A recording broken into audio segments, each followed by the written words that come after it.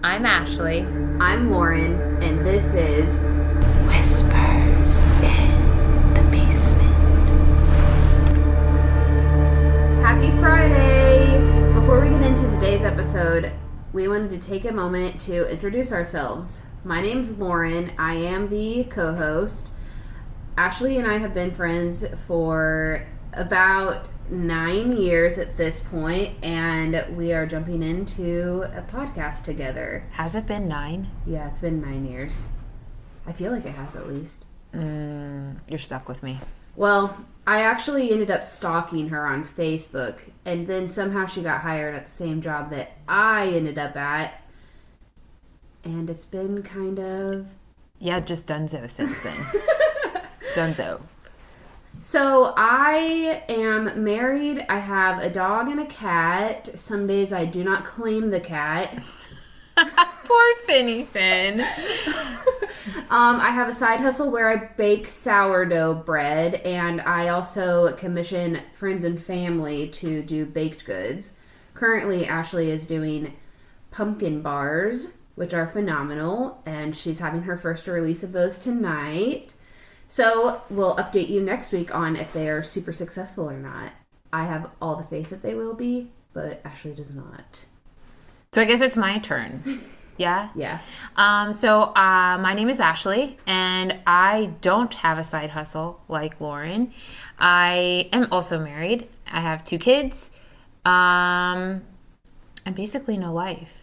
Yes, you I don't really have a life. No, I live a lot off of, murder documentaries like a typical woman. It's okay to say a white woman. Yeah, a typical Very white stereotypical. woman. Yes. So yeah, unfortunately, I'm not as eclectic as She's you are. lying.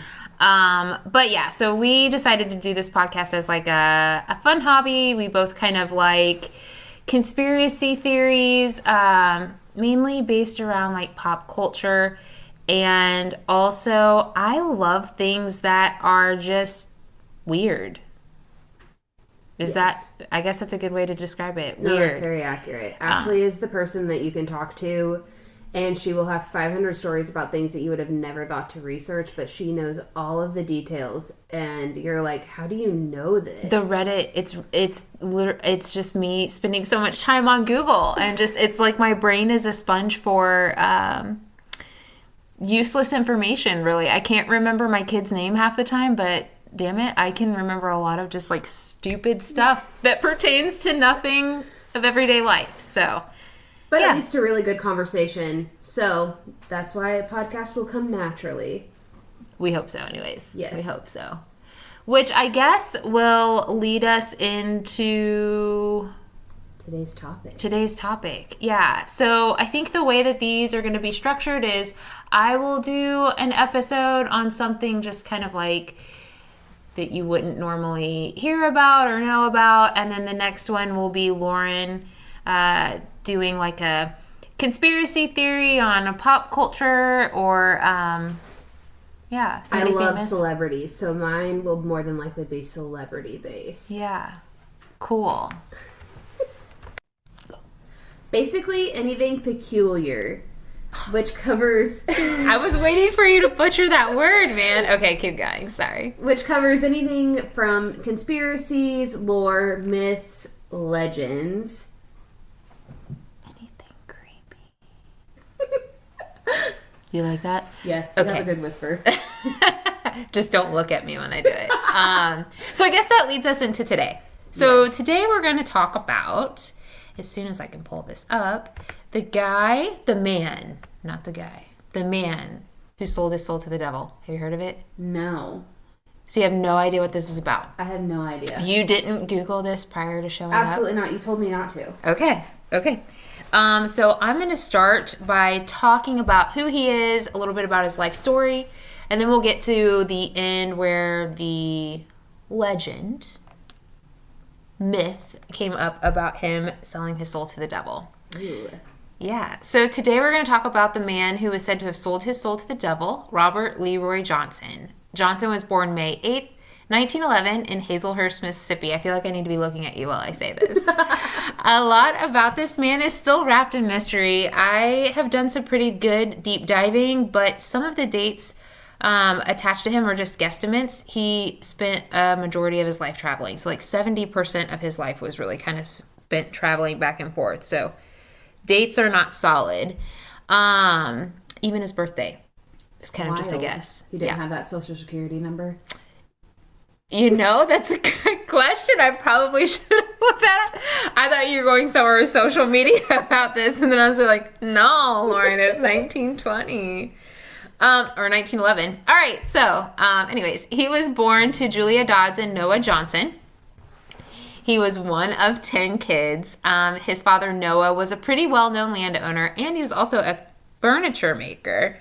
But in the early 1920s, the family was forced out of Hazelhurst following a dispute with another set of landowners in the area. So Robert's father made his way back to Memphis, Tennessee, while Robert stayed with his mom for a couple of years until she also decided it was best that he live with his father. So after a couple of years of spending with his mother, she moved Robert to live with his father in Memphis. So was he a troublemaker? No, there's not really a whole lot as to why she decided to send him, but Maybe you'll having see 10 kids. that could be it. Yeah, She just needed a break from one. Yes. But you will see later on down the road that he kind of bounces back and forth between his mom and his dad frequently. So all right, so Robert spent most of his childhood in Memphis where he went to school, and it was during these years that he started to develop a love of music, specifically the blues. Nice. It's Memphis.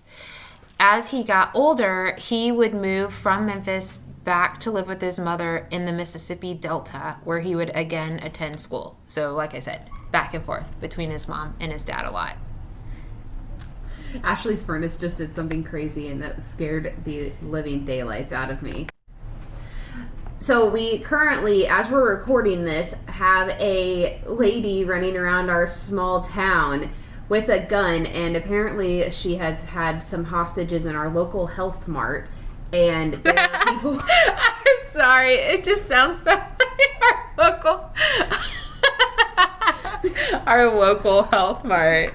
Like, these people showed up to get a flu shot. Absolutely. And they got surprised. Yes, they did. Apparently she has crazy colored hair, and there have been videos on Snapchat, because here in small towns we still use Snapchat. to get the town gossip through Snapchat. I just got a text from my grandma too, wanting to know if the boys were in school, so I'm sure I said yes. Why? Does it have to do with the gun lady? Yeah. Well, my mother-in-law just called me halfway through recording this, and she was asking if I was safe, and I was not concerned about her because she lives in the country, and apparently she's running errands in town. How rude, Lauren. Very rude. How rude. Okay, so to segue back. Is that right? Segue? Yeah. Yep. So he ended up with his mother in the Mississippi Delta, where he would again attend school. Many of his friends from here stated there were times he would be absent for long periods, so it is suggested that from time to time he would go back to Memphis to stay with his father. So we're setting the stage early in life on how he wouldn't be ball and chained to one area. Okay. In 1929, records indicate that Robert married 14-year-old Virginia Travis. How old was he? I did the math because I was also like, dang, 14? Absolutely. 14. He was 18. Which is still like... Back then it was acceptable. 24 and 20? No. Yeah, no, absolutely not. No. Mm-mm. I think I was still probably playing with Barbie dolls at 14. Absolutely. Watching Lizzie McGuire. I was a late bloomer, though, so... However, shortly after their marriage, Virginia passed away from childbirth. Yikes. Virginia's family suggested to blues researchers years later that her death was said to be a punishment to Robert for singing secular songs, such as Selling Your Soul to the Devil. No. Wah, wah, wah. And that Robert himself accepted this as a form of self-punishment since he felt he had abandoned the role of being a husband and chose to be a full-time blues musician. So, wow. yeah.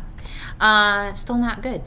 Johnson did end up fathering a child with a woman later in life, and in 1931 ended up marrying. Her name is Coletta, I believe, Coletta Craft.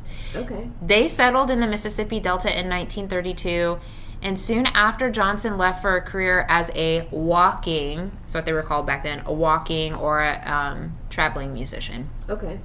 Coletta also passed away. From 1932 to 1938, his career, and prior to his death, from 1932 to 1938, during his career and prior to his death, he would date women or have constants in life that he would return to from time to time when visiting cities that he would frequent. And he was notorious for asking young women at these shows if he could stay with them. He'd stay long enough for a boyfriend to show up or for her family to ask him to move on. You know, that's what the rumor is about a lot of professional athletes, is that they have girlfriends in all of these different states that they travel to, and that's who they end up with. It makes sense. It does. I don't believe in that out of state. That once you cross into a different zip code, different state, it's, but it doesn't, it's not surprising. Yep. He also kind of I read that he had some issues with drinking. Okay. He loved to drink. So, yeah. So let's talk about his music. Where did he get his flav from? In his younger years, friends said he could play a decent harmonica, but he was actually pretty bad when it came to the guitar. Interesting, because I feel like a harmonica would take away more. Yeah, and he's really well known for blues music and the guitar, so yeah, that's very it kind of raises the eyebrow for how did he get so good at the guitar? Yeah. I mean, I would think practice, but still, yeah, it's a lot of hand-eye coordination. I did not have that. He often followed Son House, which was a blues musician, and Isaiah Ike Zimmerman. So these are two people that he followed a lot to get his practice on guitar playing. They were like idols to him. Ike Zimmerman which was one of the musicians that he followed, was often said to have learned how to play the guitar supernaturally while visiting graveyards at night. Interesting. Yeah. I'm just looking at the look on your face. His instrumental and vocal style was really idolized later in life by musicians such as Keith Richards. I don't know who that is. I knew you were going to say that when I was typing this out last night. I was like, this girl is not... Brian Jones? No. All right, if you don't know this last one, we can't be friends anymore. Eric Clapton. Yes. Okay, praise Jesus. Something safe. Because I was like, she's not going to know who any of these people are. No. Keith talks about his introduction to Johnson's music by bandmate Brian, where Keith asks, who's playing with him? So, like, the first time that Keith Richards heard Robert Johnson play, he thought there were two people playing the guitar, not realizing there's just one person playing the guitar. Oh, so he really had a glow up. Yeah. Yes, I love that. A glow up. That's right. He had a way of playing that would sound as though two people were playing rather than one. And vocally, he could pack a range of tones into just within a few lines of his songs. Eric Clapton said that his voice almost sounded like a cry to him. So I, out of curiosity last night, got on YouTube and was like, okay, I want to hear what this guy sounds like. I mean, I'm not a music connoisseur. Yeah, I'm not. But he did kind of sound like it had like a longing sense to it. If that there's like a lot sadness. There's a lot of emotion and feeling backed behind it. I could tell. That's so interesting that you were able to pick that up, because I don't feel like current music. It does not have that. Nope, it doesn't. But yeah, you're right. Current music does not. So, Johnson would often travel between Memphis and the Delta in Mississippi during his musician travels. These regions include like Tennessee, Arkansas, and Mississippi, so his music had a bit of a twang to it. On occasion, he would tend to travel north, but he stayed in the southern regions most often. When he would arrive to a new city, he would often play on street corners for tips or in front of barbershops and restaurants. He did do live audiences, like bigger areas, but he never really played his own music. He did kind of tend to play more of the popular music of the day, so it didn't always include the blues. Oh, so covers. Yes, yeah, but a lot of his performances were just on street corners, in front of barbershops and in front of restaurants. That is so fascinating. He's got some recordings, obviously. I wouldn't have been able to find them on YouTube if he didn't. But they weren't really published until later in life after he died. Interesting. So his lore brought him popularity Exactly. in his afterlife. Exactly. So during these live performances, they said that he had a canny way of picking up tunes at first listen. So he could keep up with the demands of a live audience pretty well, which I kind of resonate with that because when I did music, like in band, I still to this day can't really read music. Like I know what the notes are. Mm-hmm. I play by sound. Yes, I completely agree with that. So that doesn't shock me. That I think that's a. I think there are like two types of musicians: people that can read music and they automatically know, or people that can listen and pick up the pitch and go play with it back. that. Yeah. Like I remember the first instrument I ever had was a keyboard that I got for Christmas. I think I was in 4th or 5th grade, and me and my dad sat and played, figured out how to play "Joy to the World." No way. Just based off of sound. Yeah, I remember that, and there were a couple of other songs, but I just remember being so proud of myself, like. That's a huge accomplishment for a 4th grader. I mean, I'm sure there's 4th graders now that can do that. But back then, I was like, Right. Kind of like whenever you're like learning your recorder in like 3rd grade and you're Girl, playing, I was like, a first seat recorder. Of course you were. I challenged, I think his name was Travis. Challenged Travis and I got first seat recorder. So, all right. So, Johnson did end up dying in 1938, August 16th, 1938, at the age of 27. I'm going to ask you this question, and I hope you know what I'm talking about. Do you know about the 27 Club? I feel like I do because I feel like a popular rapper also died at 27, and my little brother was telling me about it, and I feel like the rapper was Juice WRLD. So I have on here that we need to do an episode on it because it is a club. I'm sorry. I don't want to classify it as a club because it's musicians, famous people that have passed away at the age of 27. It's like a commonality. Janis Joplin. Okay. Why is his name escaping my brain right now? Are you thinking Kurt Cobain? Kurt Cobain. Okay. Yep. I feel like Jimi Hendrix was also 27. Oh. There's like a whole group of famous... I feel like it's mainly musicians that have passed away at the age of 27. And I feel like I watched a documentary on this one time where it talks about the reasoning behind why. And it had something to do with the I was going to say amygdala, but I know that's not the right word. It's like your I don't know if it was your hormonal levels or there's some sort of brain activity that takes place with adults at the age of 27. And that was like one of the theories behind why. Interesting. I just did a quick Google, and Amy Winehouse is also on the 27 Club. Yeah, so it is a thing. Yes, it is a thing. It is a thing. So I just thought that was really weird because I knew about it before, and then I saw that he passed away at the age of 27, and I was like, That's interesting. Yeah, so he passed away near Greenwood, Mississippi. His death certificate is listed as no known cause of death. There's several different theories, as you can imagine, that have bubbled up due to the mystery that kind of encapsulated his life. One theory is that he was killed by a jealous husband of a woman that he was flirting with at a local show. Not surprised. Yeah, because he would like hit these women up, right, to stay at their house. So that theory involves poisoning. So yeah, that's theory number one. Another theory is that he died of congenital syphilis. Oh, that's tragic. I did not Google what that was, so maybe I should have, but it's like an STI. Well, I knew that syphilis. I just didn't know what the whole like. I should have looked at what the full shebang was for it. You know what I mean? Yeah.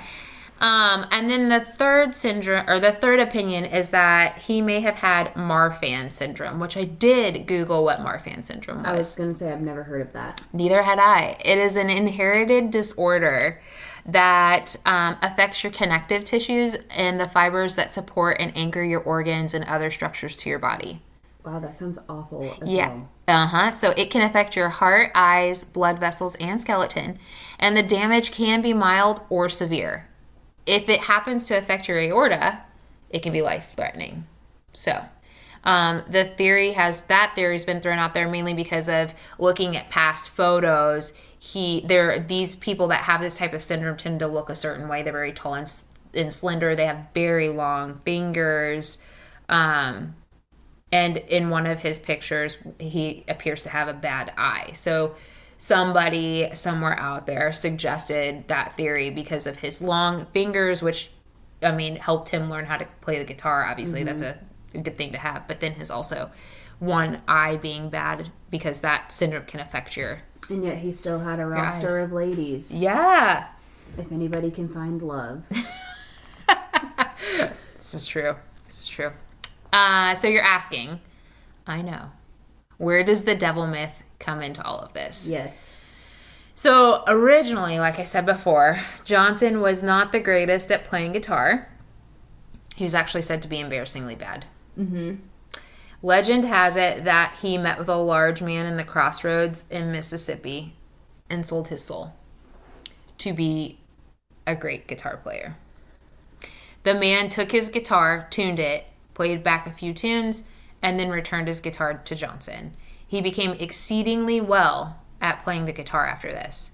A few of his songs even allude to this meeting, so many people have taken that and kind of ran with it. That is so fascinating, because it really also kind of ties into how there's now rumors that Doja Cat has sold her soul to the Illuminati, and her newest song, Paint the Town Red, talks about similar meanings. Yeah. I think one thing that also kind of like fueled the myth was he lived such a nomadic life. So he wasn't really tied down, and the lyrics that he chose for his songs were kind of, dark. And then he died early in life. I mean, he was 27. He's very mystical. Yes. He's just kind of, mysterious. So I think that myth, legend, just had a lot of traction to it because he was kind of like the wind. He was just kind of like a ghost a little bit. So, but it's a legend. And what we do know about Robert Johnson is he's a Delta blues king now. And he kind of set the stage for artists for decades to come. So that is interesting. So did his kid have anything to do with music afterwards? No. I actually read, I think he became a preacher. And I read that he filed some lawsuit or something. He ended up getting like a settlement of $1 million. Oh my gosh, which $1 million back in those days, a lot of money. A lot. Yep. Yeah. Yep. And he has since then passed. So, there's not a whole lot out there about him. I had heard about him before. There's actually a documentary on it as well. I feel like it was on Netflix at one time. Okay. May have been like a year or two ago, so it may not be out there anymore. He's just a mysterious guy. And I think the fact that the blues people that he followed and how they quote unquote learned how to play their, the guitar, the Ike Zimmerman, it was said that he learned in a graveyard. So it's like all of that coupled with his life and how he lived his life, I think it just kind of like ties all together. Yeah, built this big myth, this big legend. So that is so fascinating. I would have never thought that there was so much lore about a blues musician. Yeah, it's just different. I don't know. It creates good conversation. Someday you can be like sitting at a table and be like, have you guys heard about the guy that sold his soul to the devil? Absolutely. That's my favorite thing about listening to podcasts, or the very millennial of me is now TikTok. But being able to just sit in a group, and if there's that awkward silence, you now have something to talk about because you've learned about it. Yes. sometimes it creeps people out. And that's okay. Yes. Yeah, it's just good fillers. Absolutely. So, Well, I feel like this was a fantastic first podcast episode. Our flow was much easier than I think either of us anticipated. We were both Snapchatting each other prior to this, and we were cringing thinking about how this was going to go. But I am honestly very happy with this. yeah, we'll have to see, when it plays back, how awkward we sound. I think it'll be great. But yeah, so we will have another episode in about a week. Yep, next Friday. It'll be Lauren's turn. She's not going to tell me Nope. what she's going to do it on. She's going to do it herself, and then I will be equally surprised. Yes, except I will probably be picking people that are more current. So Ashley will probably have a better chance of knowing them, unlike me. Maybe, maybe not. I'm kind of an old soul. I don't know out some of of these touch people. Yeah, sometimes. that's very true. I just live in the same decades, like 60s and 70s. Absolutely. Yeah. Also, the whole him selling his soul to the devil, this was not even anywhere near the Satanic Panic. No.